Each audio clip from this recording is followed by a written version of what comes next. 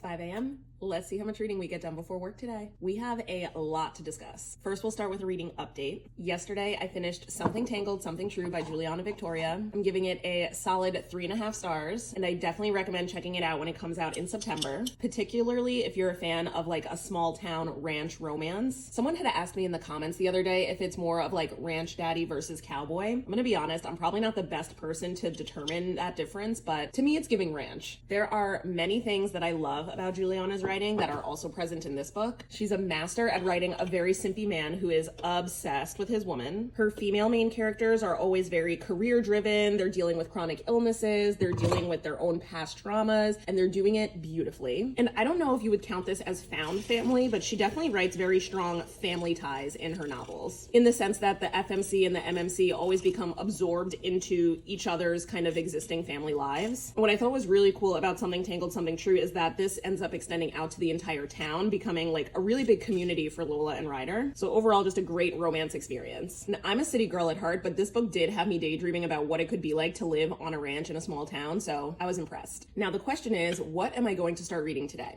My first choice is I can continue the E-arc that I started last night. Jeweler to the Blessed by Gillian Witt comes out next Tuesday. It's a fantasy set in a world where touch drains emotions for power. This woman works in a jewelry shop with her uncle, but her secret is that she's actually immune to the powers of the blessed, who can drain emotions for power. But one day her uncle goes missing. She has to take over the store, but she also has to lay a low profile so nobody realizes what she's capable of. And that is a premise that I am just very intrigued by. So I read a few pages in that last night. I could continue this morning. While I was doing chores yesterday, I also started the audiobook of Baby Dragon Cafe, so I had something to listen to while I was doing my laundry. It is so cute and so sweet, and I think I'm gonna be obsessed with it. You know when you read a book and you're like, oh, this was written just for me? Baby Dragon Cafe is giving me that vibe. My last option, though, is to check out a book that came out today. Alison Stoner's memoir, Semi-Well Adjusted, despite literally everything, releases today. So part of me wants to download the audiobook and start listening to that this morning. It's narrated by her, which I think is just gonna add a little special something to the story. And I'm super bummed I won't be able to go to a book signing, so I feel like this might help me a little bit cope with that, especially because tonight she's gonna be at the Strand with JoJo. So anyway, I'm gonna sit on the couch and deliberate my options, but I wanna know from you guys what you're reading this morning, and I will see you all when the sun comes up. Happy reading. Cheers.